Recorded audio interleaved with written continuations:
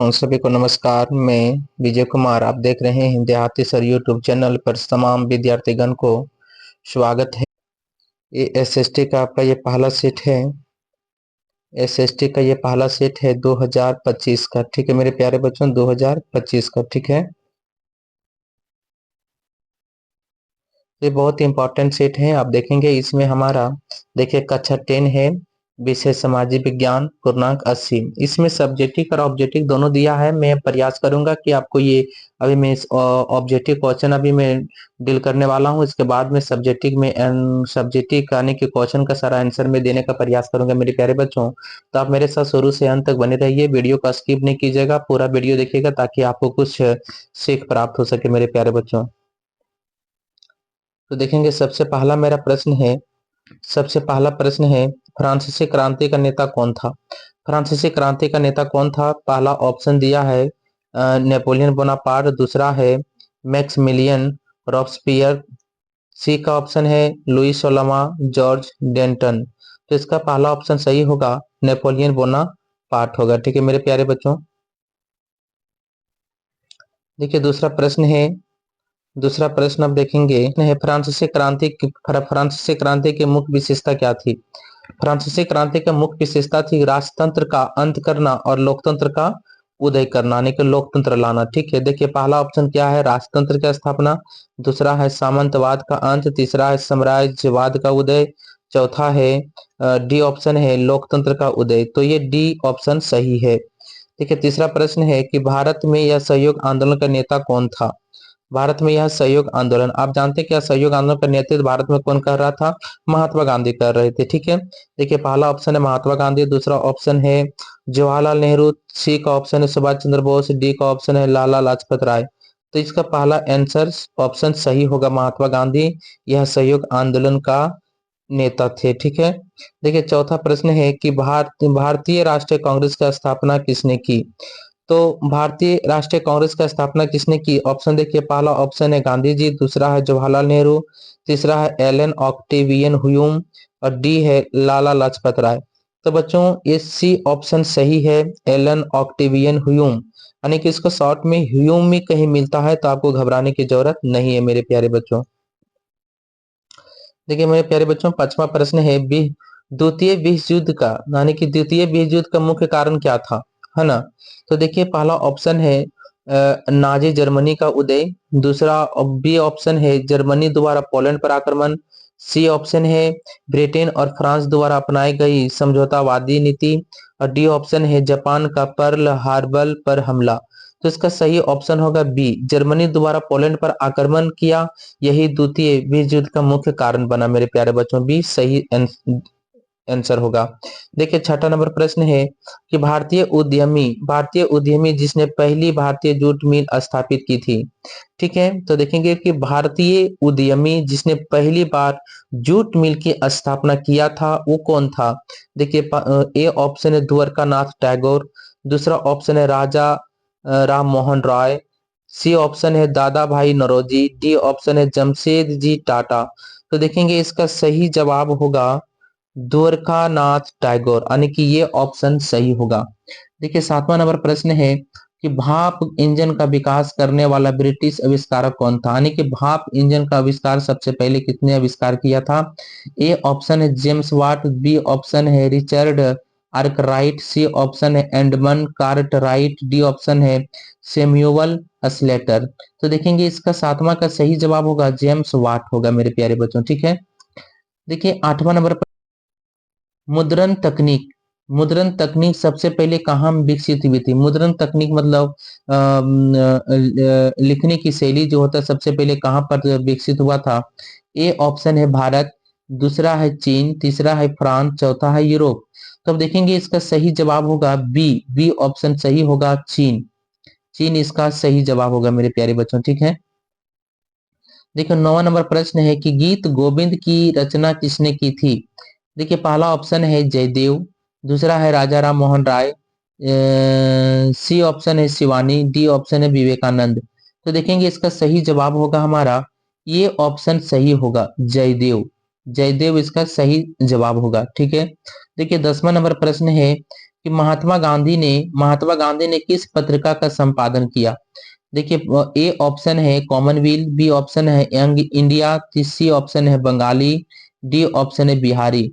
तो 10वां का right answer होगा अंग इंडिया। अंग इंडिया इसका सही जवाब होगा मेरे प्यारे बच्चों, ठीक है।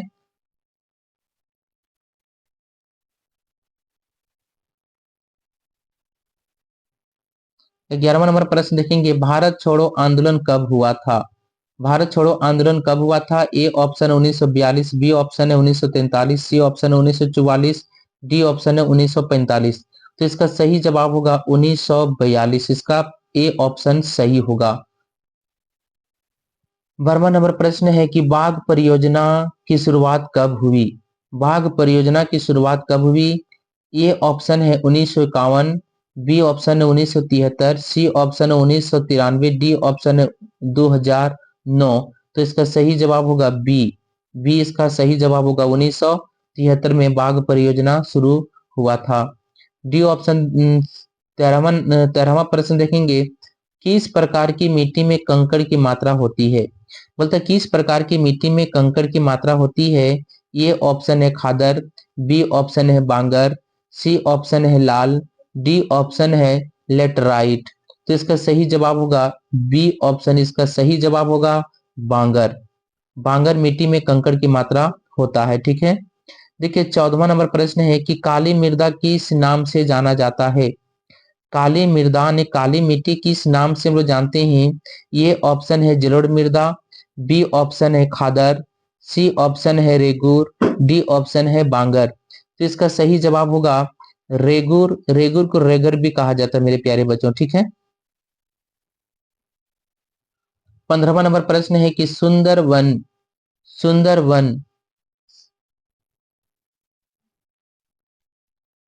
15वां नंबर प्रश्न है कि सुंदरवन राष्ट्रीय पार्क किस राज्य में स्थित है।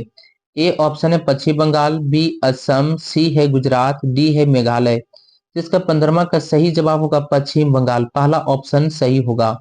16वां नंबर प्रश्न है कि नर्मदा बचाओ आंदोलन संबंधित है। नर्मदा बचाओ आंदोलन किससे संबंधित है। ए ऑप्शन है सरदार सरोवर परियोजना से, बी ऑप्शन है भागड़ा नांगल परियोजना से, सी ऑप्शन है रिहंद परियोजना से, डी ऑप्शन है टिहरी परियोजना से। तो मेरे प्यारे बच्चों, ए ऑप्शन बिल्कुल सही जवाब होगा। सरदार सरोवर परियोजना से नर्मदा बचाओ आंदोलन संबंधित है। देखिए, 17वां नंबर प्रश्न है कि जल किस प्रकार का संसाधन है। देखिए, ए ऑप्शन है अनवीकरणीय, बी ऑप्शन है कृत्रिम, सी ऑप्शन है नवीकरणीय, डी ऑप्शन है इनमें से कोई नहीं। तो इसका सही जवाब होगा जल हमारा एक प्रकार का नवीकरणीय योग संसाधन है।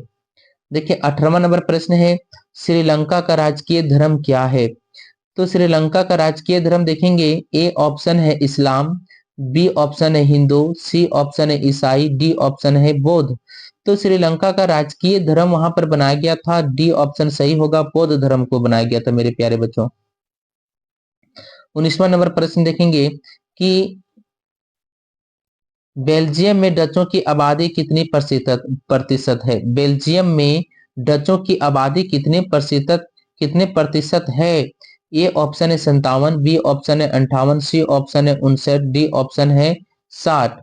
तो इसका सही जवाब होगा सी ऑप्शन सही होगा। 59% डचों की संख्या थी बेल्जियम में।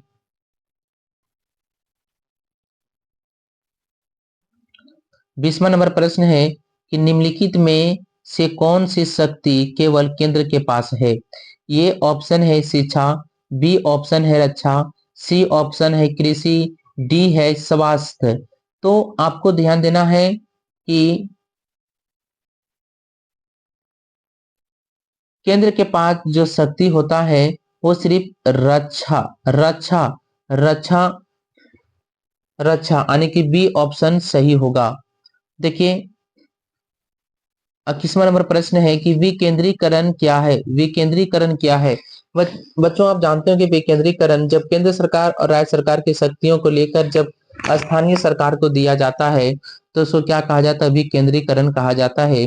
तो देखिए, पहला ए ऑप्शन है एक हाथ में शक्ति का विकेंद्रीकरण, बी ऑप्शन है स्थानीय सरकारों की शक्ति का वितरण, सी ऑप्शन है केंद्र से राज्य की शक्ति का हस्तांतरण, डी ऑप्शन है स्थानीय सरकारों की शक्ति को कर करना शक्ति को कर करना। तो देखेंगे इसका सही आंसर होगा सी ऑप्शन सही होगा, केंद्र से राज्यों की शक्ति का हस्तांतरण करना। ठीक है मेरे प्यारे बच्चों, अब 22वां नंबर प्रश्न आप देखेंगे। 22वां नंबर प्रश्न है कि भारत के पूर्वोत्तर राज्यों द्वारा अधिक स्वायत्तता की मांग की मांग का मांग की मांग का है। भारत के पूर्वोत्तर राज्यों द्वारा अधिक स्वायत्तता की मांग का है। ये ऑप्शन है आर्थिक पिछड़ापन, बी ऑप्शन है सांस्कृतिक और भाषाई अंतर, सी ऑप्शन है ऐतिहासिक कारण, डी ऑप्शन है भौगोलिक स्थिति। तो बच्चों इसका सही आंसर होगा बी। इसका सही आंसर होगा बी, सांस्कृतिक और भाषाई अंतर। बच्चों देखेंगे 23वां नंबर प्रश्न है। 23वां नंबर प्रश्न है कि एक लोकतांत्रिक सरकार को मुख्य विशेषता क्या है। एक लोकतांत्रिक सरकार को मुख्य विशेषता क्या है। ए ऑप्शन है शक्ति का विकेंद्रीकरण, बी ऑप्शन है शक्तियों का पृथक्करण, सी ऑप्शन है व्यक्तिगत अधिकारों का संरक्षण, डी है उपरोक्त सभी। तो इसका सही जवाब होगा डी। डी इसका सही जवाब होगा, इसमें से सभी होगा। ठीक है देखिए मेरे प्यारे बच्चों, 24वां नंबर प्रश्न है निम्नलिखित में कौन भारतीय संविधान का एक प्रावधान है। 24वां नंबर प्रश्न देखेंगे, निम्नलिखित में कौन भारतीय संविधान का एक प्रावधान है जिसका उद्देश्य लिंग समानता को बढ़ावा देना है। तो देखेंगे इसका ऑप्शन है अनुच्छेद 14, बी है अनुच्छेद 15, सी है अनुच्छेद 16, डी है अनुच्छेद 21। तो इसका सही जवाब हो जाएगा बी। बी इसका सही जवाब होगा अनुच्छेद 15 मेरे प्यारे बच्चों। ठीक है देखिए 25वां प्रश्न है, भारत किस प्रकार का राज्य है। भारत किस प्रकार का राज्य है। ए ऑप्शन है संप्रभुत्व और लोकतांत्रिक, बी है धर्म धर्म धर्म धर्म धर्मनिरपेक्ष और संघीय, सी है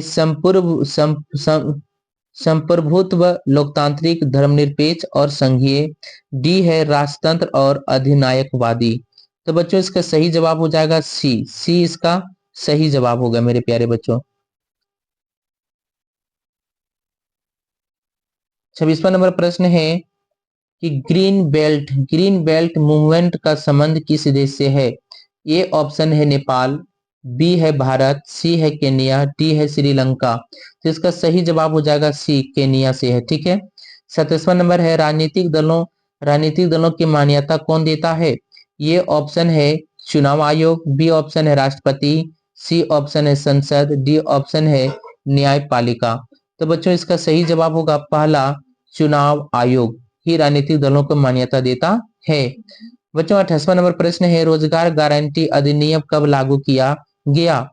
पहला रोजगार गारंटी अधिनियम कब लागू किया। पहला ऑप्शन है 2005, बी ऑप्शन है 2004, सी ऑप्शन है 2003, डी ऑप्शन है 2006। तो इसका सही जवाब हो जाएगा 2005। 2005 ही रोजगार गारंटी अधिनियम 2005 में ही रोजगार गारंटी अधिनियम को लागू किया गया था।